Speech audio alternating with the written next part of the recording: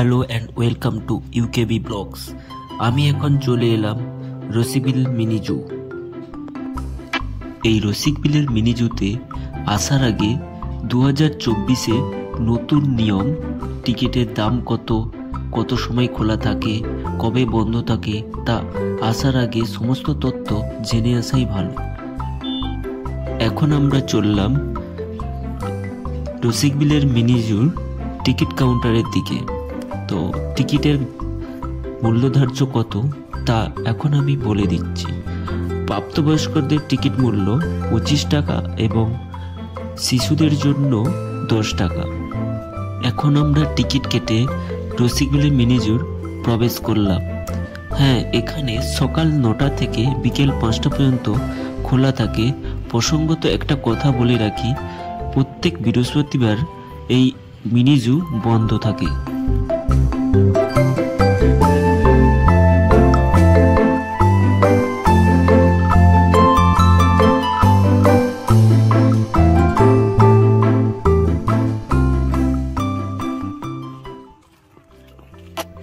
Main gate থেকে ভিতরে প্রবেশ করার পরে দেখতে পাবেন রসিকবিল মিনি জুর লেআউট ম্যাপ।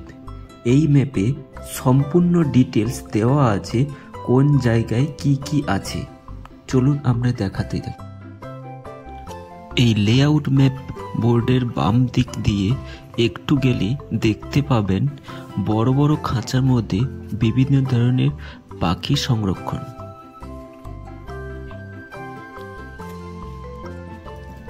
এই খাঁচার মধ্যে আছে ব্লু অ্যান্ড ইয়েলো ম্যাকাও।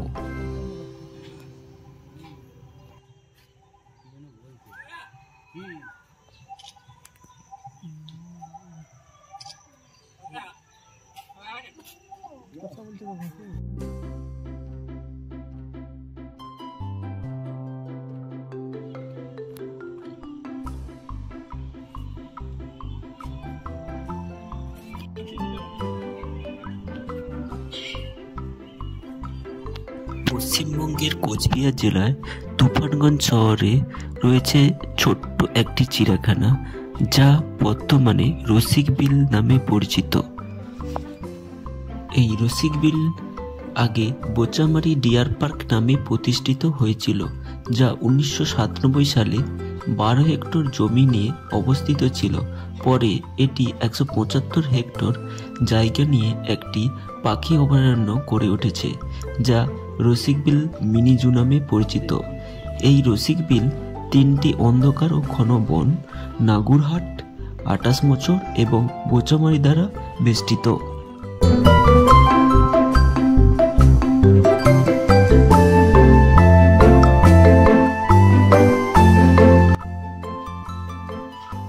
এই খাঁচাটিতে কি আছে তা কিছুই দেখতে পেলাম না, কিন্তু পাশের এই খাঁচাটিতে কি আছে দেখে চলুন।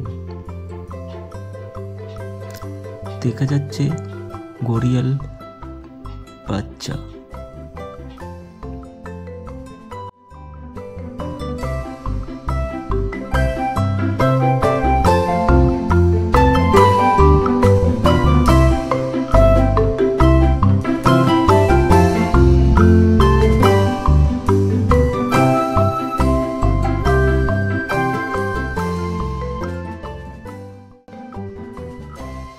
এই খাঁচাটিতে কি আছে তা দেখলাম, তো পাশে দাদাটাকে জিজ্ঞেস করলাম।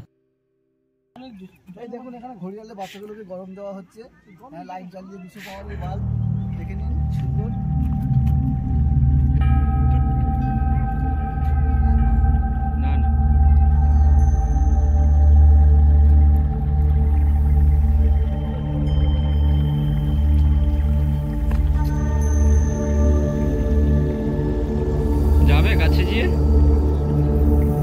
এই পুকুরটিতে কিছু ঘড়িয়াল দেখতে পাওয়া যাচ্ছে।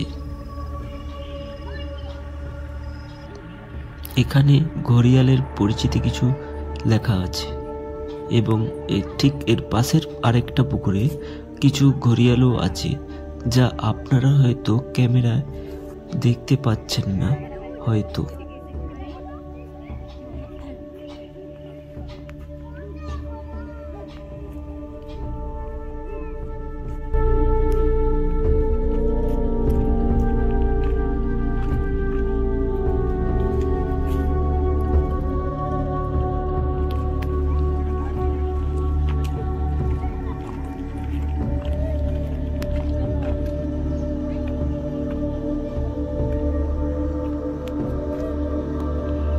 এখন আমরা যাচ্ছি সামনের খাঁচাগুলোতে আর কি আছে।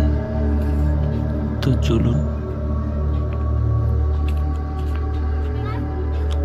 এখানে কয়েকটা ময়ূরী দেখতে পাওয়া যাচ্ছে।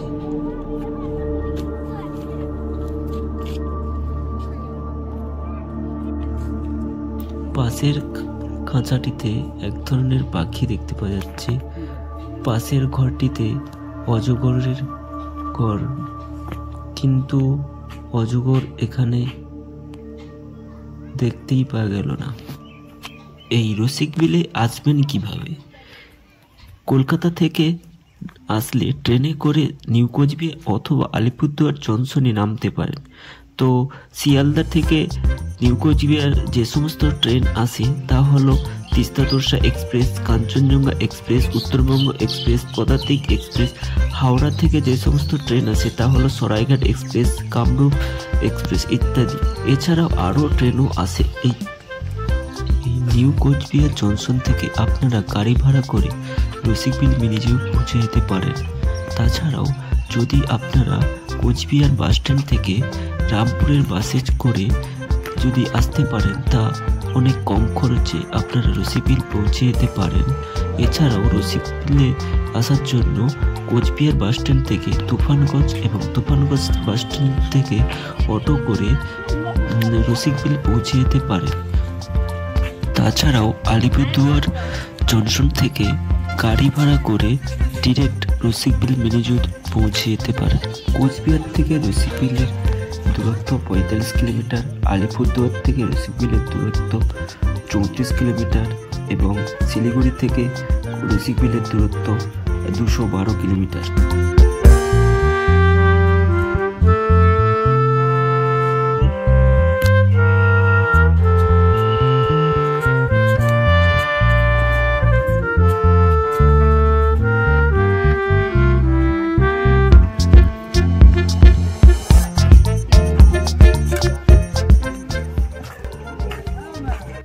এখন আমরা দেখতে যাচ্ছি হরিণ ও বাঘ। একটা সময় এটি ছিল বোটিং ঘাট, বর্তমানে সেটি সেলফি জোন হিসাবে ব্যবহৃত হচ্ছে। এই রসিকবিলের অন্যতম আকর্ষণীয় হচ্ছে ঝুলন্ত বীজ। কত পর্যটক এই বীজের সৌন্দর্য উপলব্ধ করছে।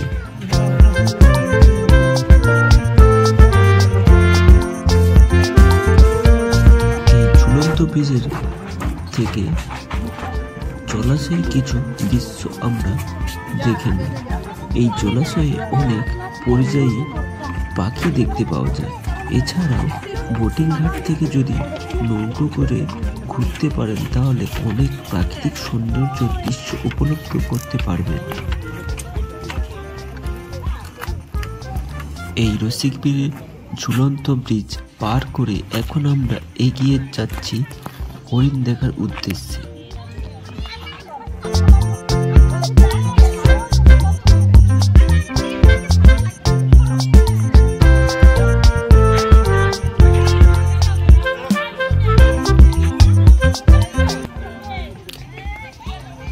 এখানে ছোট থেকে বড় প্রচুর হরিণ রয়েছে। এখানে সিংওয়ালা হরিণ এবং সিং ছাড়া হরিণও রয়েছে।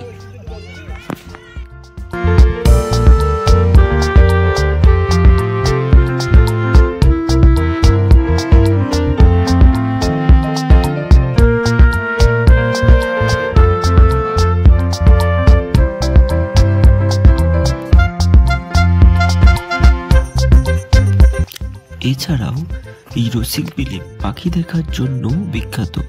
বছরের বিভিন্ন সময়ে রসিকবিলে অসংখ্য স্থানীয় ও পরিযায়ী বাসা বানায়। অক্টোবর থেকে ফেব্রুয়ারি মাসে পাখিদের বাসা বাঁধতে দেখার জন্য সবচেয়ে ভালো সময়। রসিকবিলে থাকার জন্য বন বিভাগের কটেজ এবং বড় ডরমিটরি রয়েছে।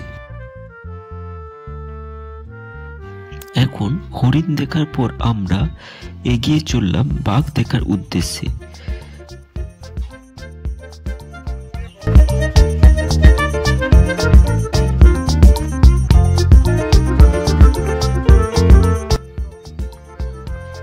খাঁচাটিতে চিতাবাঘ সংরক্ষণ করা রয়েছে।